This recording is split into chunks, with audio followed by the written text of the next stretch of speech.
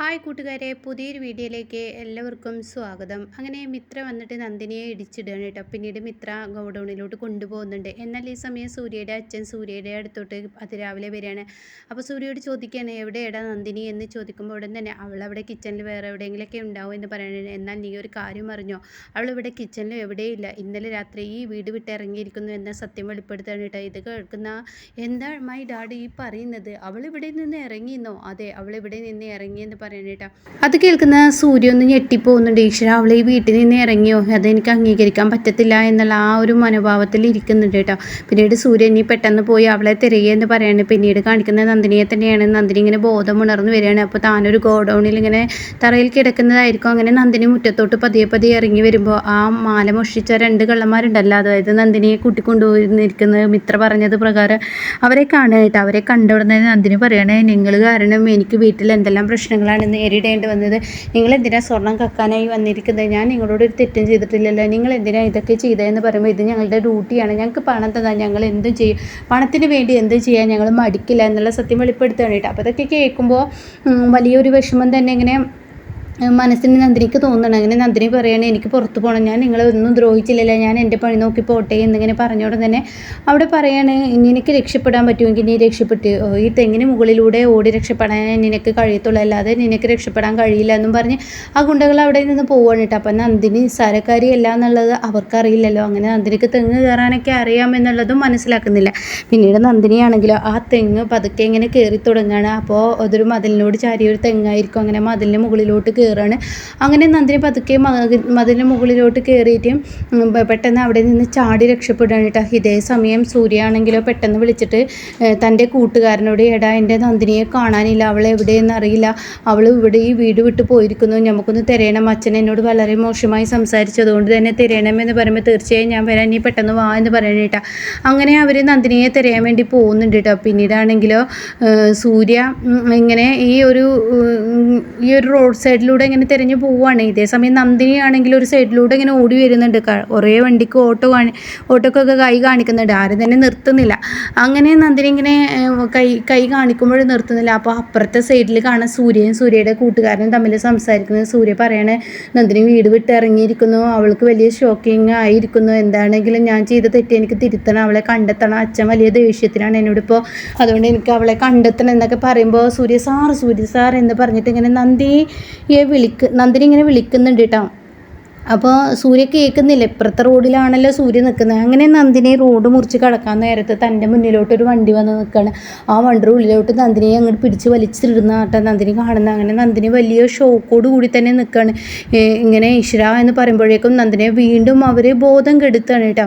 അങ്ങനെ നന്ദിനിക്ക് സൂര്യയെ കാണാൻ പറ്റില്ല. അങ്ങനെ സൂര്യയുടെ അച്ഛനാണ് മിത്രയുടെ അച്ഛനാണ് സൂര്യയെ കൊണ്ടുവന്നിരിക്കുന്നത്. പിന്നീട് നന്ദിനിയെ ഗുണ്ടകൾ കയറുകൊണ്ട് ഇങ്ങനെ കെട്ടിയിടുകയാണ് കേട്ടോ. ഈ സമയം സൂര്യയുടെ അച്ഛൻ ഈ ഗുണ്ടകളെ അടിക്കുന്നുണ്ട്. അപ്പോൾ അവർ പറയുകയാണ്, ഞങ്ങൾ ഒരിക്കലും ഈ ഗോഡൗണിൽ നിന്ന് രക്ഷപ്പെടില്ല എന്നാണ് കരുതിയത്, ഇത്രയും വലിയ ഉയരത്തിലുള്ള മതിൽ ഇവിടെ ഇങ്ങനെ ചാടാനാണ്, അപ്പോൾ ആരെയും നിസ്സാരക്കാരായി കാണരുതെന്ന് പറഞ്ഞ് മിത്ര അവരെയൊക്കെ അടിക്കുന്നുണ്ട് കേട്ടോ. ഒരു പക്ഷേ അവൾ രക്ഷപ്പെട്ടിരുന്നെങ്കിൽ ഞങ്ങളുടെ പ്രതികാരം തീർക്കാൻ പറ്റിയിരുന്നു എന്നൊക്കെ അങ്ങനെ ചോദിച്ച് അവരെ അടിക്കുന്നുണ്ട്. അപ്പോൾ സോറി സാർ, ഇനി അങ്ങനെ ഒരു അബദ്ധം ഉണ്ടാവില്ല, അവളെ കെട്ടിയിട്ടിരിക്കുന്നു ഞങ്ങളെന്ന് പറയുന്നുണ്ട് കേട്ടോ.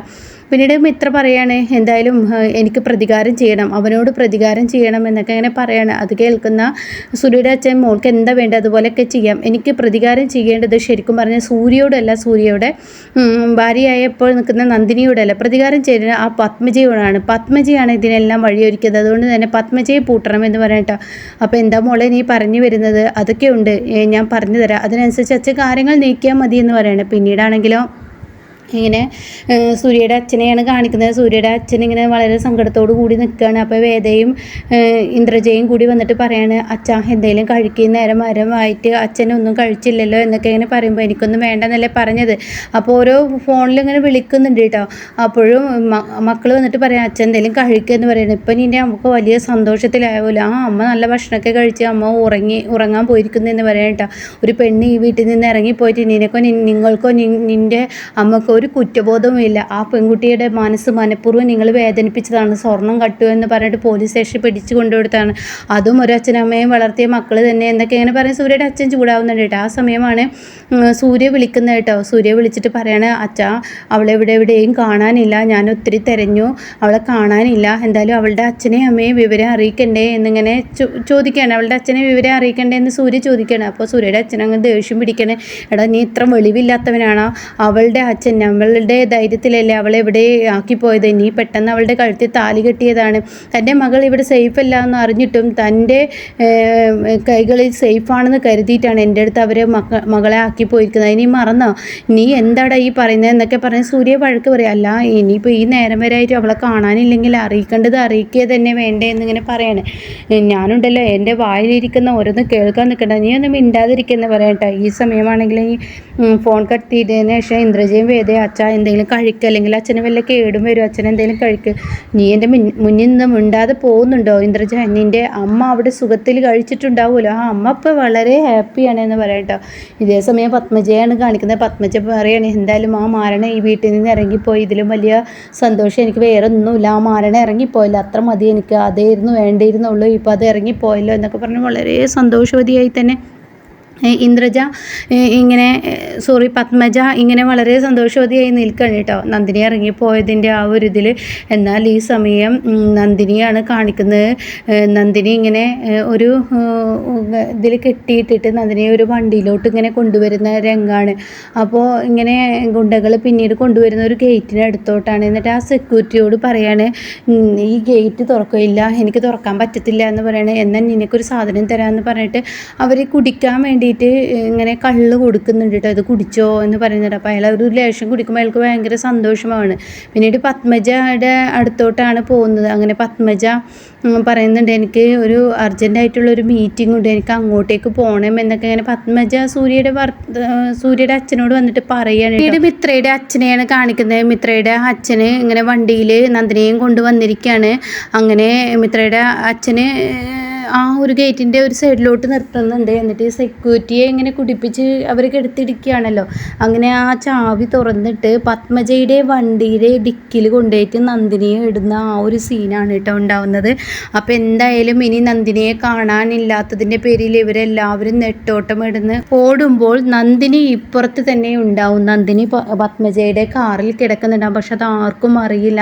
അങ്ങനെ പത്മജയ്ക്ക് ഉഗ്രം പണി കൊടുക്കാനാണ് ഇവർ ഒരുങ്ങിയിരിക്കുന്നത്.